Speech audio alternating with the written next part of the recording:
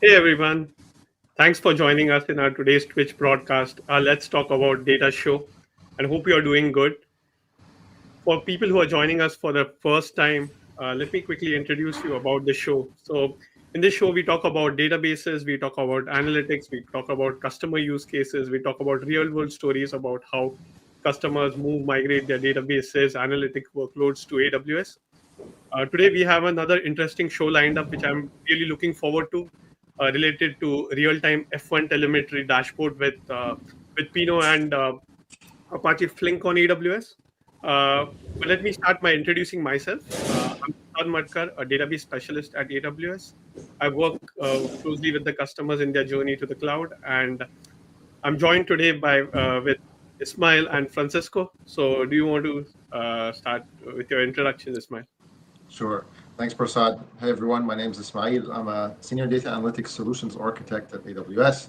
I focus on helping different organizations build out their data platform, including their big data processing, data warehousing, analytics as a whole, sometimes their ML, AI and ML platforms, and of course, their real-time streaming analytics, which is what we're here to talk about today, for which I've asked the champion himself, Francisco Morello, to join us. Francisco, do you want to tell us a little bit about yourself? Yeah. Hi, everyone. My name is Francisco Murillo. I'm a senior streaming solutions architect here at AWS. I mainly cover our streaming services such as Apache Flink, our managed service for Apache Kafka, and Amazon Kinesis and Data Firehose. And really excited to be here. Yep. Thank you both. And where are you joining us from today?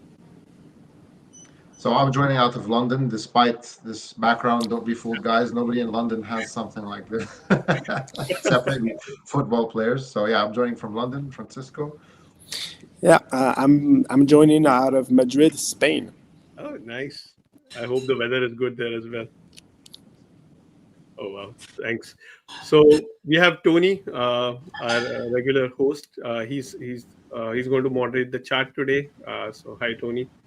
And so yeah, we have Data Whisperer as well, who's joined in from UK. Thanks for joining. So to the viewers, also do let us know where you're tuning in from.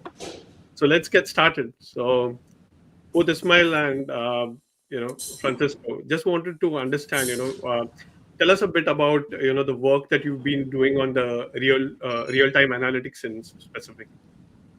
Sure. So I'll start off because my answer is much shorter than Francisco's because this is his bread and butter. But at some point, we got together and thought, we're seeing that there is a part of the analytics platform that maybe is a bit underserved, which is if we look at the serving layer, we've had data warehouses for maybe the last 30 and 40 years. That's very good for batch processing, and it covers most of the classical BI workloads and reporting workloads that most organizations ask for. But these days, we're seeing a proliferation or an increase in need for low latency, high throughput dashboards, and dashboards that are embedded into applications for a customer of a customer, especially if you have like affiliate marketers or managers or other users that need analytics inside an application and they need it to operate their business. So we took a look at the different technologies out there, and we did some evaluation to look at, what could we really dive deeper into and maybe publish some content about. And we settled on Apache Pino, which we'll talk about a bit later in the show. And of course, we've got some links to share about that. But we ended up publishing a blog post around deploying Apache Pino on AWS, myself and Francisco, and our third co-author, Raj Ramasubu, who wasn't able to join us today, but he's been a huge part of the success of this. He's just not with us on the show. And hopefully that would help different people roll that out into their own organizations. We've also recently published a follow-up to that, which is a co-authored blog with Startree. Startree is a company who has a managed Pinot offering, which helps enterprises do the similar thing as what we described in the first blog post, but it's scaled and in a managed way in case they're not looking to manage out infrastructure. So we offer both options for different organizations, depending on if they want to buy something or they want to build something. So that's been what we've worked on together. Francisco, anything to add? No, I think you covered a lot, but so what I would like to add is that normally when I would work with customers that they want to build a real-time pipeline, of course, Mhm. is on high throughput, low latency, and the processing logic. So how to then build those business rules using stream processing engines such as Apache Flink, Spark structure streaming. But more often than not, then they are looking into, okay, I've built my real-time pipeline. I am able now to get insights. I'm able to detect anomalies. I'm able to detect anomalies. I'm able to do enrichments. But then is how can I serve this data in Yeah. real time to my company? And this Mhm. is there's some options, right? But because normally what we would end up seeing is, as you said, right? We started with batch processing. We moved into the lake house architecture, landing the data into a data lake.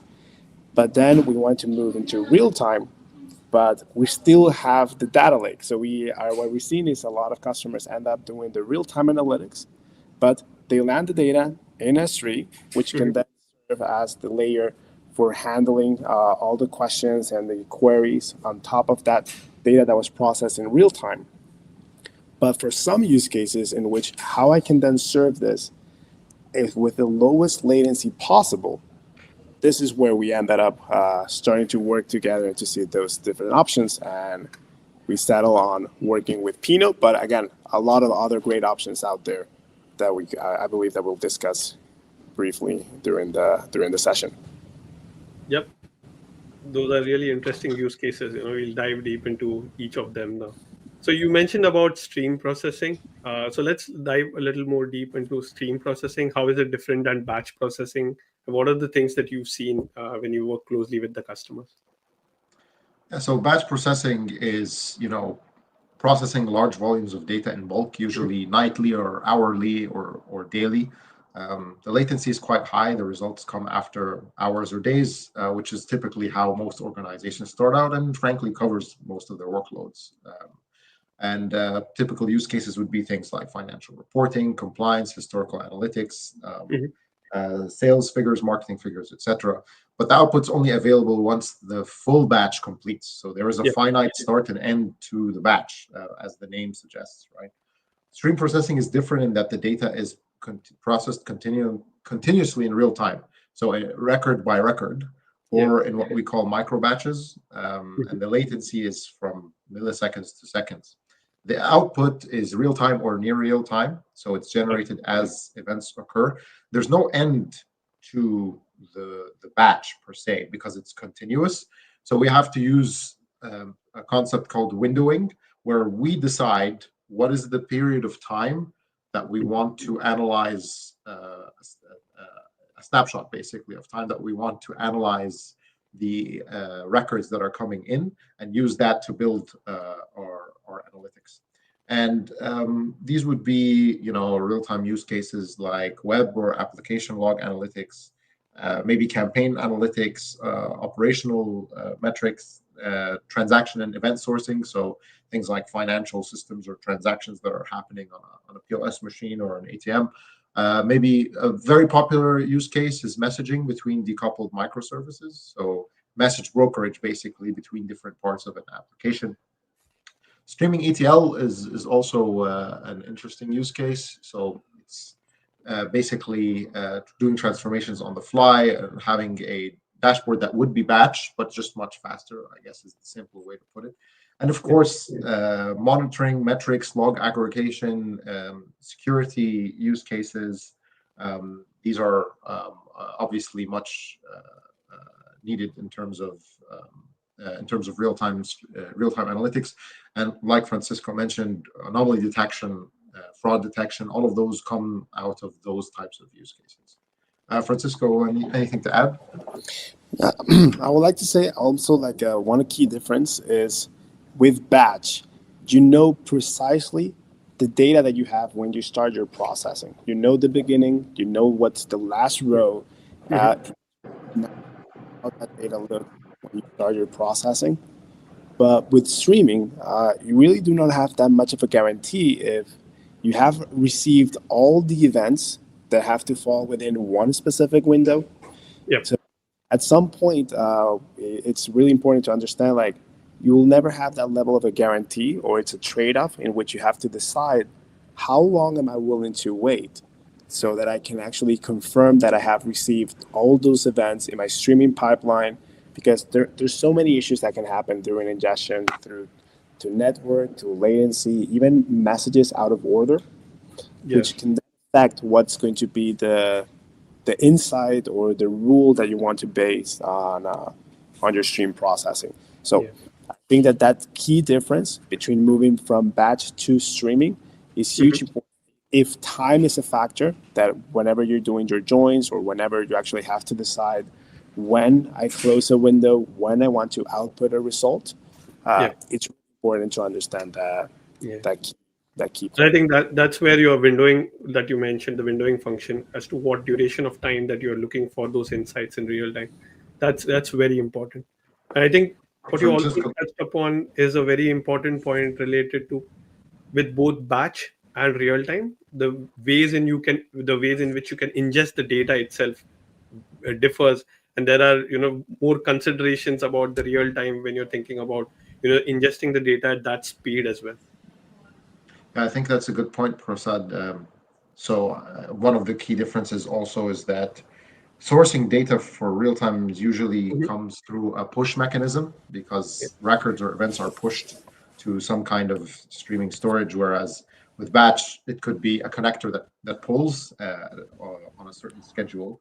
And also, circling back to what you said, Francisco, does that mean that a stream processing pipeline needs to have processing guarantees as well as checkpointing mechanisms? Is that what you're saying?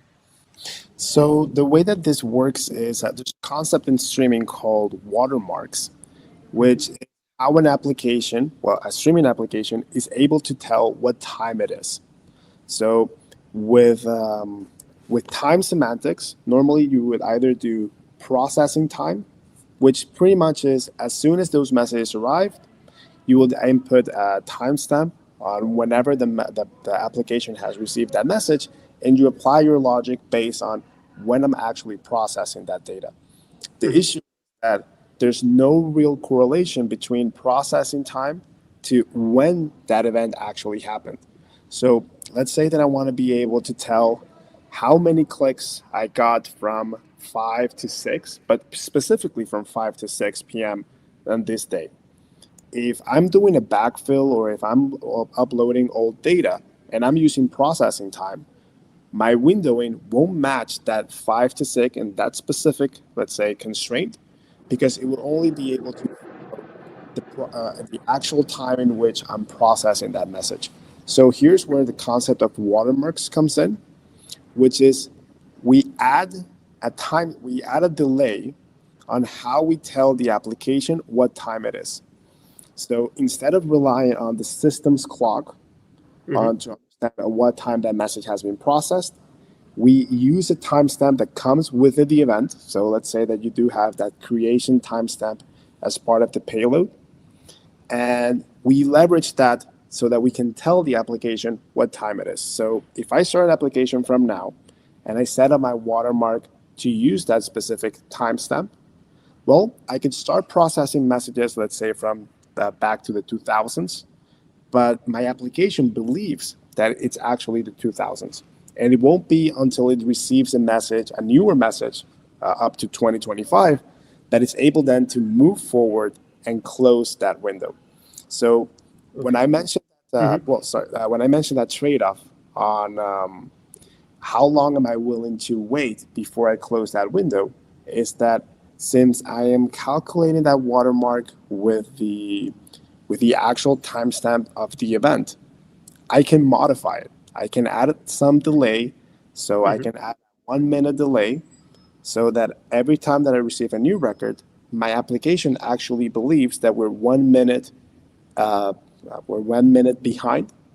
So it won't be until I receive a newer event that is forward in time that I close my window. So that there's no way to actually guarantee that you have that completeness of data. But at some point, this is where you have to understand your systems, your sources, and also how willing are you how much are you willing to wait up till until you actually can get some results. Okay. Yep, makes sense. We'll all tie this up with a good demo to help the audience understand this in much more detail. Yep. So let me look at a few questions in the chat. So we have, yep, Tony just mentioned, like, if you have any questions, please post them in the chat for everyone. So there's one question from Data Whisperer, who's a regular viewer as well. So thanks for joining. It's Apache Pino is an open source, right? Yes, it is. Okay. Apache Pino is open source. What we mentioned earlier about Startree is proprietary, but it is a private company that has a managed offering of Apache Pino, which is open source. So that's Okay. the distinction there. Okay. And I think another question is, does AWS have a managed version for this one? Yeah, we've been getting this question semi-frequently. No, we do not have a managed version at this time, but if anybody is interested for us to start building like this, please put +1 in the chat, and maybe we can use that to talk to our teams. Okay, yeah, thanks. And yeah, we have Data Guy 123 who's joined again, one of our regular viewers.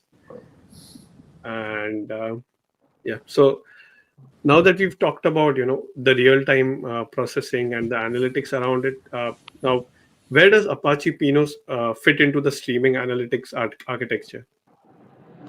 Okay, so any streaming analytics architecture consists of a couple of parts. First, we have streaming sources like clickstream events or any kind of real-time processing data source, like we said, which would push to what we call streaming storage.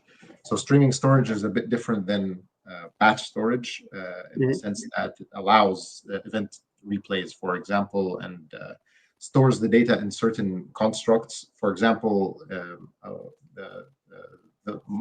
arguably the most popular streaming storage framework is Kafka, right? But we also have Kinesis data streams at AWS, depending on what your needs are. So that's where you would store the streaming data. And from there, you have downstream consumers. And at that point, you would have stream processing as part of your pipeline. So something like structured Spark, like Francisco was saying, or Apache Flink, that has those kind of windowing functions that we mentioned earlier, and the mechanisms to be able to process streaming data as it comes in at a low latency. And then once that data is transformed, it can then be written back to streaming storage to then be served later, or it can be written directly into the serving layer. Now, the serving layer can be a couple of different things. If you need to process the data in real time, but the result doesn't need to be real time, you can write it to a data lake, you can write it to a data warehouse, you can write it to any normal dashboard. However, if you need the output to be real time, the serving layer could be things like an SNSQ or SQS or an SNS notification. If you need to send something out, so in the example that Francisco mentioned about anomaly detection, if you have an anomaly, you need somebody to react, you need the serving to be real time. So that's one case. In that same layer, you could have a scenario where you need to do the aggregations in real time as well and serve analytical dashboards to the users. And that's the layer in which Apache Pino lives. So if you want to categorize it technically, we call that real-time OLAP, real-time online analytical processing. So if you remember the old OLAP cubes concept of having if any of you have used something like SQL Server analysis services or equivalent, or even if you're using a data warehouse with some views, it's that same layer, but in real time. And Apache Pino, it was built so that it can do this at scale at an optimal price performance. Actually, let me give you a simple visual to make this clear. Let me just share my screen here. Okay.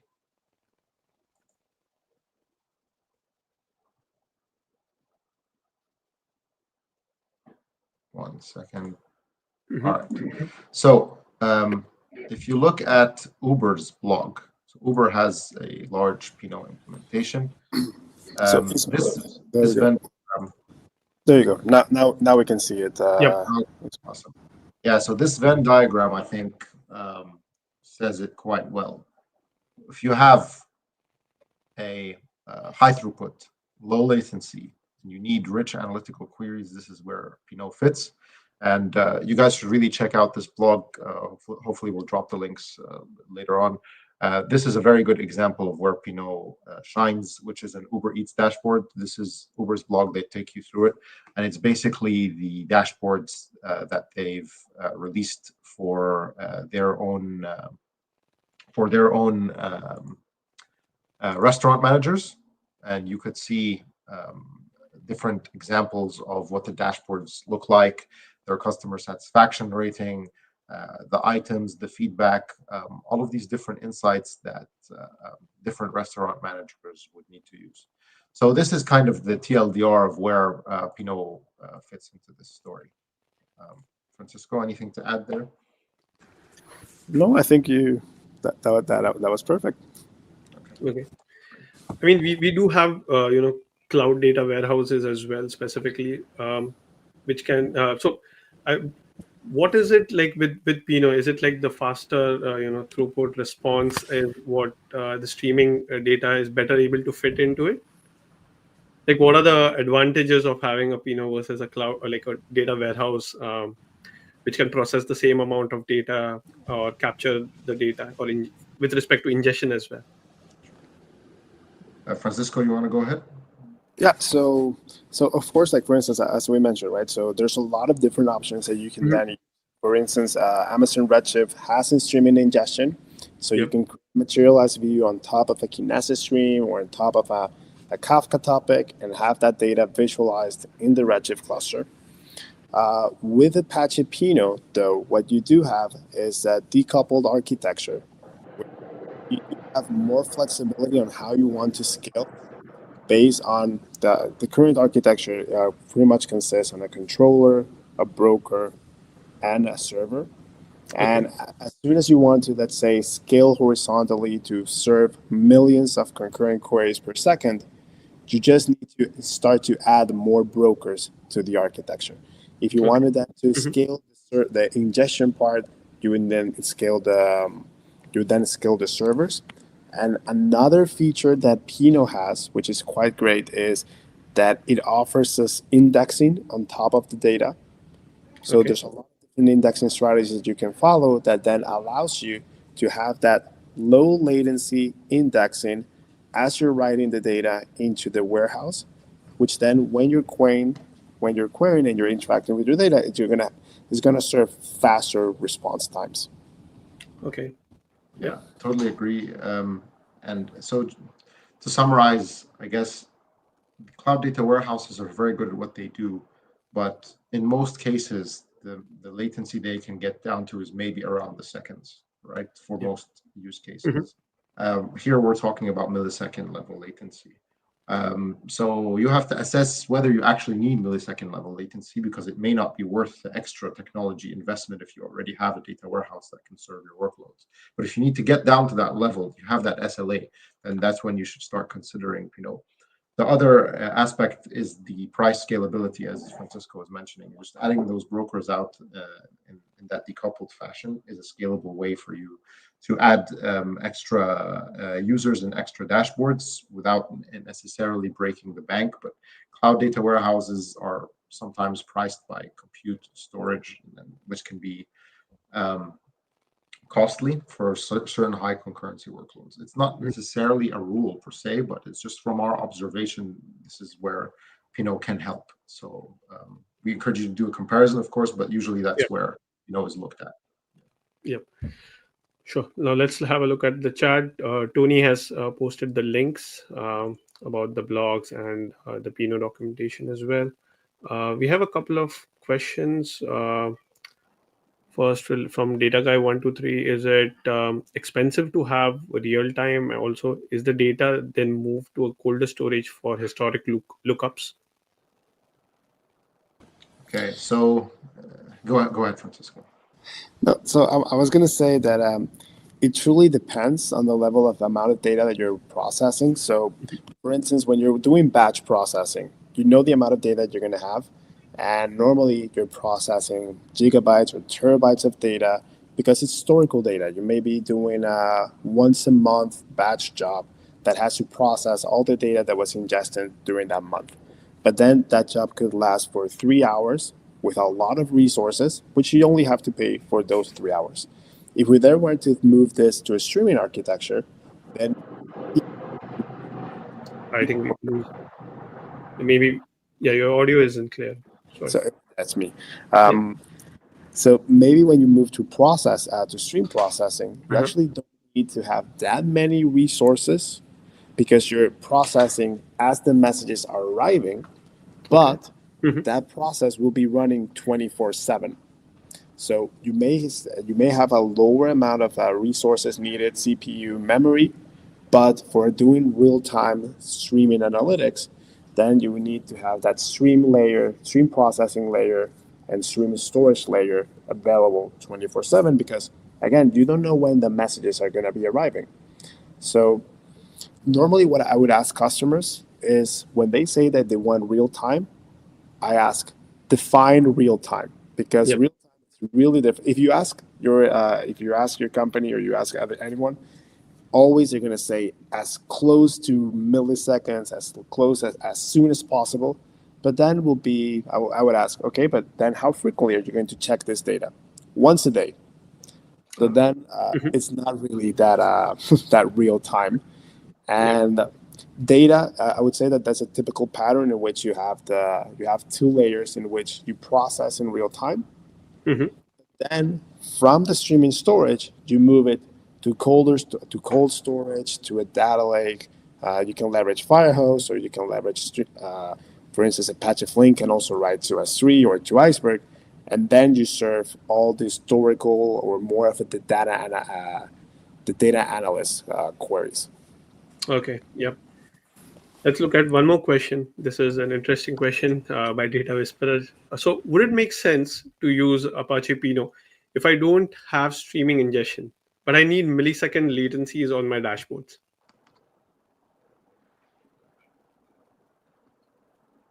So, I think here like they don't Yeah. want to ingest the data from the streaming ingestion point of view, but is it still, if you want to have those dashboards refresh more, in milliseconds, like is that still a valid use case to use Apache Pino? I would say yes, but Okay. here because Pinot has two types of tables that you can work with.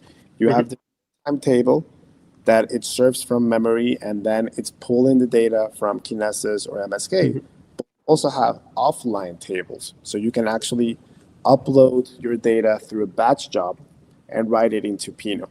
And because of the decoupled architecture, then you're able to serve a lot of concurrent queries per second. So if you do want to have one data warehouse that is able to handle at scale that many amount of users, that many amount of queries that having a real-time dashboard might require, I do believe that Apache Pino could be a good fit. Okay. Yeah. Thanks, Francisco. So yeah, now that we've talked about Pino as well, like how does Pino, Flink, we talked about Kafka, all of this work together? Maybe you can walk us through a sample architecture.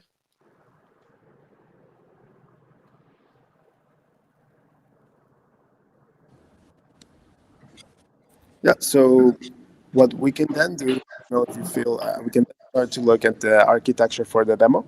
Yep. Yeah. Sure. Sure. So let me share my screen. Let me know once you can see it because now I Yep. lost. Okay. So for today's demo, what we're going to be doing is that we're going to be processing real-time telemetry data from one of the F1 games, which actually has a telemetry UDP client that allows us to serve all those telemetry, all of those metrics regarding speed, brakes, throttle, temperature for each of all the racers while you're driving the game. And we actually have it set that through an AWS Direct Connect, we can then submit all of that data to a UDP client Mhm. that parses that data and sends it to an Amazon MSK topic. So here's where we would have this streaming ingestion into that topic, but this is raw data. It's not been, we haven't applied any kind of logic. We haven't done any joins. All the data is pretty much just messed around as we're just getting it from the producer, which would be the game, and ingesting it into the Kafka topic.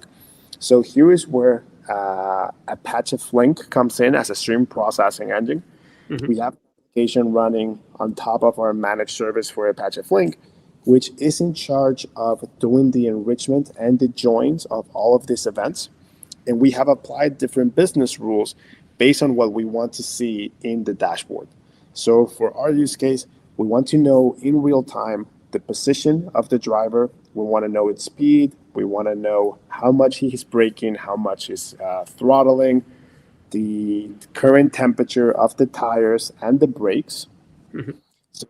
And we are also generating real-time insights to have an AI-powered engineer to give us some recommendations. So pretty much built with the application, every time that you pass a driver, every time that you've set the fastest lap or the fastest sector during the race, Mhm.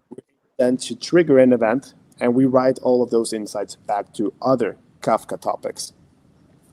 So once we actually have all this processing layer built in, and we write that output to another Kafka topic, it's where we have Apache Pino pulling that data in real time. So as soon as Apache Flink finishes its processing, as the messages are arriving, we serve that to an Amazon MSK topic, and we have a real-time table powering, being ingested into Apache Pino, which we are using for the real-time dashboarding. We're using Grafana. I haven't mentioned what we do with those insights based on what's the behavior, what you're doing with the race. In order for having that engineer recommendations, what we're doing is we're invoking through a Lambda function. We're calling Amazon Bedrock to invoke a large language model so that it can give us a summary on what is happening during the race. So before we jump into the demo, and then we can go step by step in each of the components, I was wondering, Prasad, do you have any questions, or maybe we have some questions on the chat regarding the architecture? Uh, so not related to the architecture, but there was one question before that, like, is Pino a self-managed solution, and can you confirm that there's no service for this? Yeah, so at this point, yes. So within AWS, you're able to deploy Apache Pino on top of EC2s or on top of Kubernetes clusters. But we do have a partner, as Ismail mentioned, Startree, that offers managed Apache Pino through the Hmm. AWS marketplace. Okay. Yep. So we can continue with the demo. Okay, so let me know once you can see again. You're seeing the dashboard, correct? Yep, that's correct. So before I start driving, I want to showcase what we have here. First, we have the recommendations, or pretty much the AI or Gen AI powered insights. So, as a racer is or a racer passes me, I would then get a notification with how close the person is or who is behind, so I can keep track. Also, if I have done a quickest lap or if I'm Hmm. doing the fastest sector. And all of this is because within Flink, we're storing all those necessary messages or logic so that I'm able to compare whenever I then receive a new fastest sector one time, for instance. And with our dashboard, what we have is we have insights on how I'm performing. So, what's my position, who I am, the driver, my team, my current speed, RPM, my throttle and brake, and the temperature. But I'm also following who is in first place. So I can always then see a little bit on how am I comparing against my rival, if you will.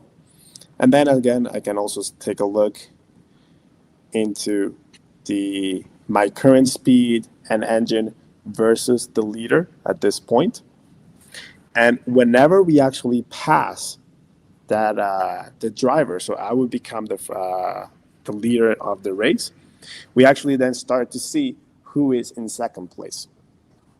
We're able to do this because within Flink, with its stateful processing, we keep track of who is in each of the different positions, so that we're able then to provide all those either insights on who I passed and who is in front of me, or then again, be able to switch which metrics I'm showcasing. And this dashboard, it's pulling the data from Apache Pino as it's being ingested. So with that being said, let's set our dashboard on. So we're pulling every 500 milliseconds. With this architecture, we've measured it. The latency is on average 400 to 500 milliseconds. And I'm going to move my laptop here, and I think we're going to switch to the other camera. Do let me know once we have it.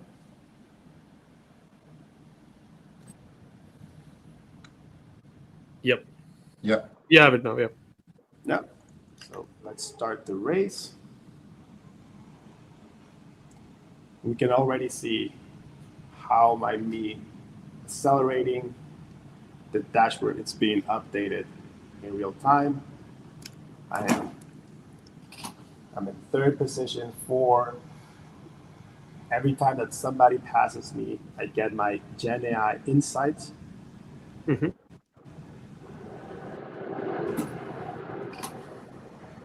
We try to pass somebody so that we can also then see. Hopefully you're not judging my driving skills. Let me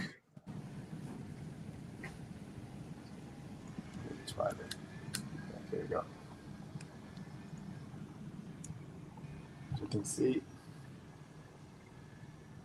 But all of this, with all the business logic, the processing, the Gen AI recommendations or summaries, all powered by Apache Flink and Apache Pino as that streaming storage serving layer for our queries.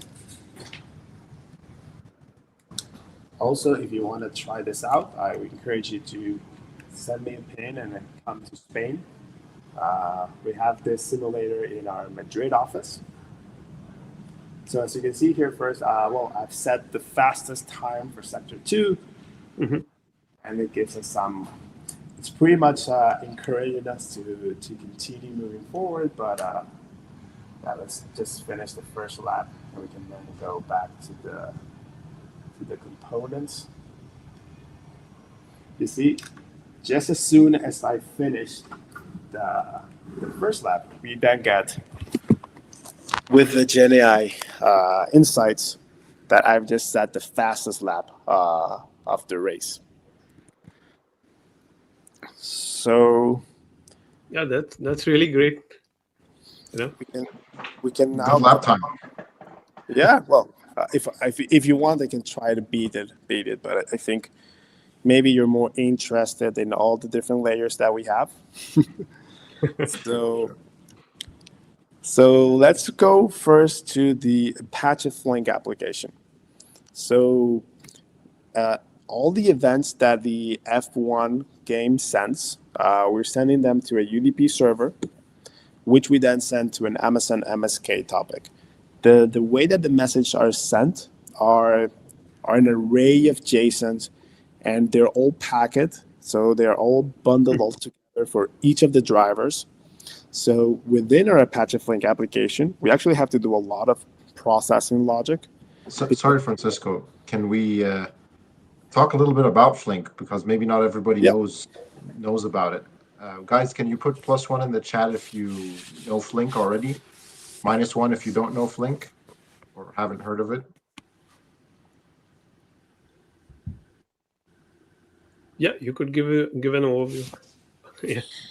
So, Cool. well, Apache Flink is open source distributed streaming processing engine or framework that simplifies how we can then build streaming application. It allows you to work with streaming sources, but also with batch. So you can actually read and pull data from databases, from different endpoints. But I would say like the main use case that it provides is being able to process the data as soon as the data arrives. So contrary to other stream processing engines that does micro batching, with Apache Flink, you really do have that real-time streaming processing engine. And one of the key features is that it allows you to do stateful processing. Stateful processing is being able to store within the application relevant information from previous messages that you have processed so that you can enrich or create rules out of this. One example is whenever I set a fastest sector, I need to compare it with the previous fastest sector that somebody else did, or in order to know if I actually did a fastest lap. So if I were to do this without having a stateful processing engine, so let's say I'm building a Lambda function or I have a different set of microservices with APIs, I would actually need to pull that data through from a different database, or I need to do lookup. But all of those would be external lookups to different storage services. With Apache Flink, you have a built-in in-memory database called RocksDB, so that allows you to store all that relevant information so that you can enrich your processing. And I would say that another advantage is the lot of connectors that it offers. You can read from Kinesis, from Firehose, from Iceberg. You can write to Kafka. It allows you to pull data from CDC, from databases. So the amount of use cases in which what you can build with it are, I would say, endless. Okay. So Flink replaces the ETL layer in a batch processing scenario. This is the equivalent layer basically for streaming applications. Yes, I would say so. Yes. Okay. But it's different here because it's on Java and it manages the state, so it's a bit more. Let's say it requires a bit more features because of the nature of stream processing. Correct?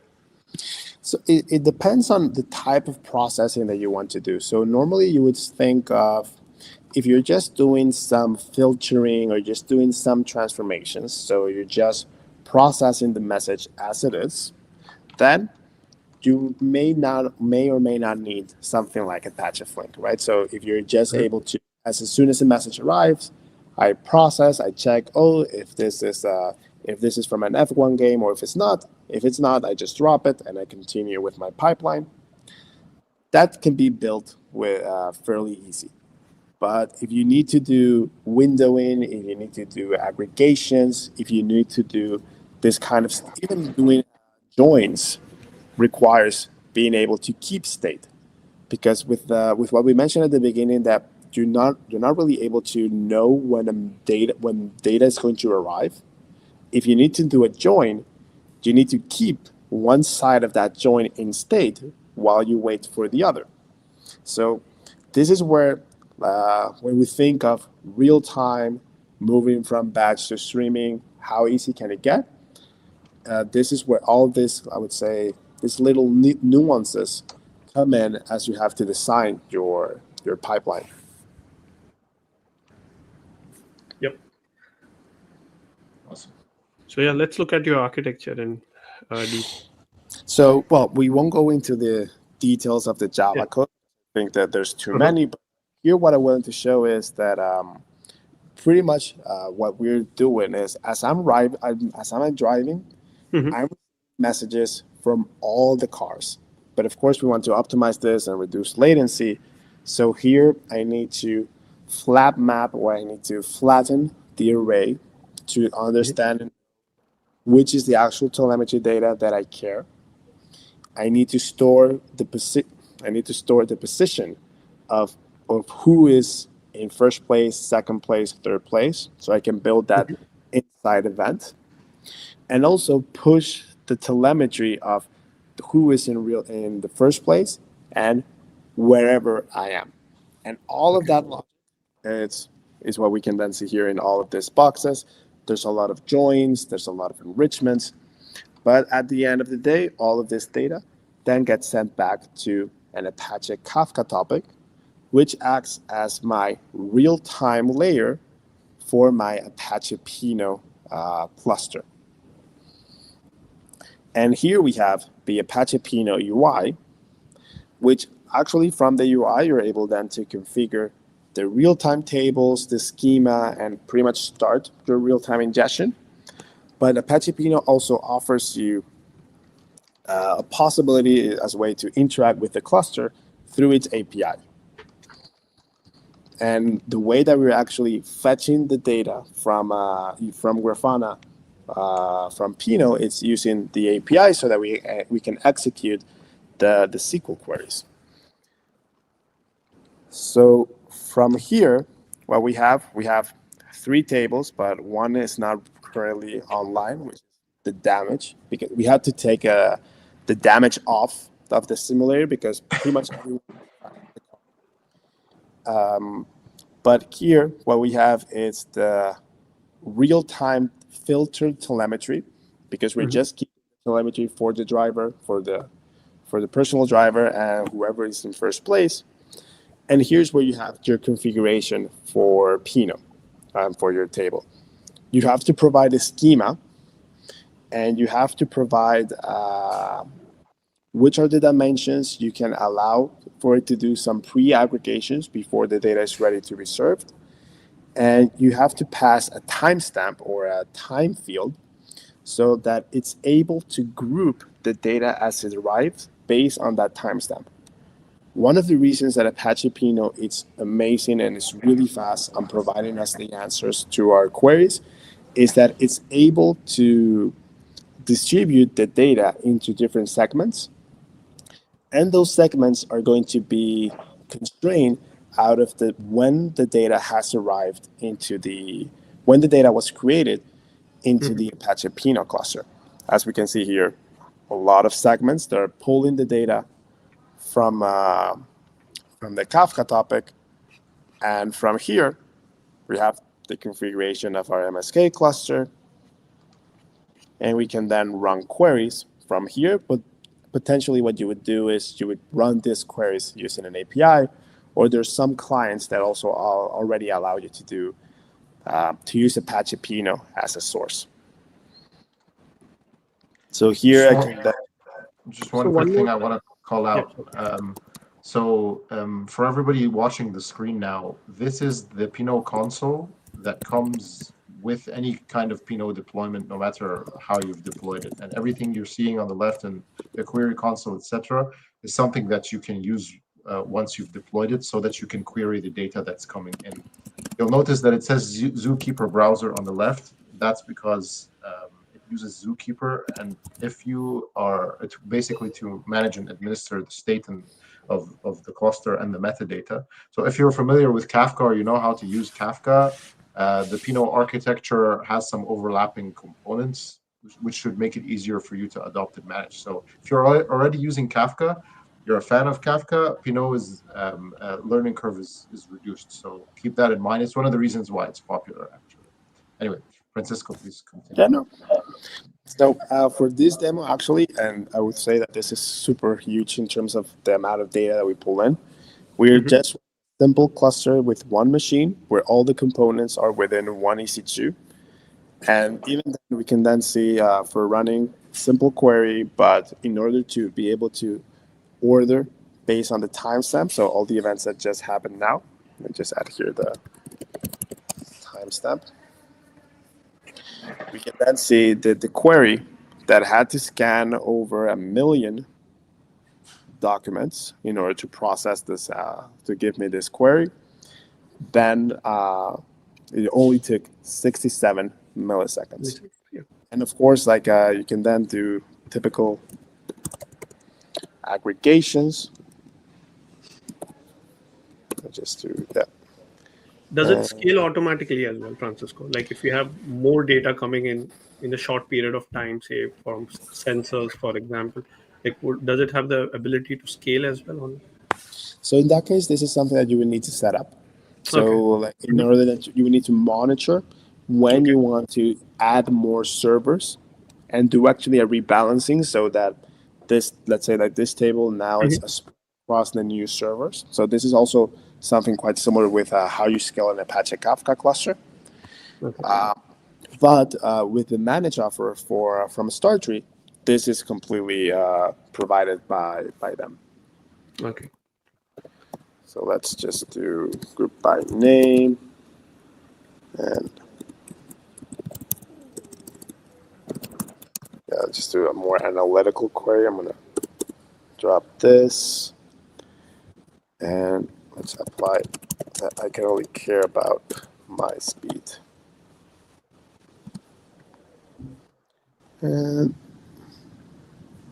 I did an error. Let me just check. Oh yes, this happened before. Where's not meant to be there. We need this before. There we go. So yeah, here we see a little bit more. It took more to answer. Mm-hmm. But again, we're doing aggregations, and again, as you want them to be able to scale, also take into mind that everything from the querying, the server, and the controller, all of this is happening with the same machine.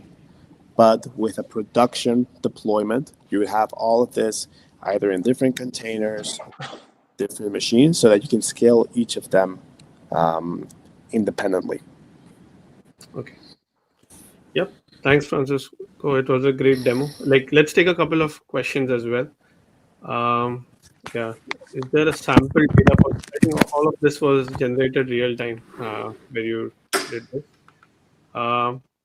I think you mentioned about the point where Francisco, you mentioned that you are tracking your position versus the one who's in the first position to compare your data in real time. So the question was, wouldn't it be more advantageous to track the driver directly in front of you? That's also true, but we always want to aim to be better than the best, right? So Yeah. depends on how you want to process it. But yes, that also makes sense. Okay. So I think there was a question about the public data before this. Yep. Yeah, so I don't know if we have a actual sample data of this particular data set that is public. However, if you look at the blog post that we're dropping in the chat, we have something called the Kinesis data generator, which we use for this blog, where you can shape the JSON payload to look the way you want it to look, and it will simulate sending data in real time. So you can decide how you want the JSON payload to look like, and then it will send it directly to your Pinot cluster. Great. I think one more related question was like, is there a documentation of how I can connect my own F124 game to generate this? Francisco, do we have any docs about this yet? Yeah, so we are we're planning to we're planning to hold on, I need to move the wheel. So we're planning to publish this as a blog post, and also like with some CDK codes that you're able then to deploy, so that you would only need to configure with your F1 game, which would be the endpoint where you want to send the telemetry data. But that's coming. Okay, great. And let's look from Data Guy 123. Can see you have had a lot of practice. So, fair to all transparency, it's an automatic. So I'm not doing any shifts, and I put the difficulty quite easy because I needed to be able to talk while driving. So, but thank you, Data Guy. Yeah. So I think Tony shared some all the links in the chat, which Ismail and Francisco mentioned. One more question was, is there a dashboard running on Apache Flink too? So the dashboard is actually so the Grafana dashboard. Either you can then either use our managed service for Grafana, or you could actually deploy Grafana on a container on an EC2 machine. But Apache Flink, it's a stream processing engine. It does have a UI just to see like as we show again with the Mhm. architecture box. But the dashboarding, where we actually then saw how the data was moving and everything, that's a different service, which it would be that would be Grafana for doing that visualization.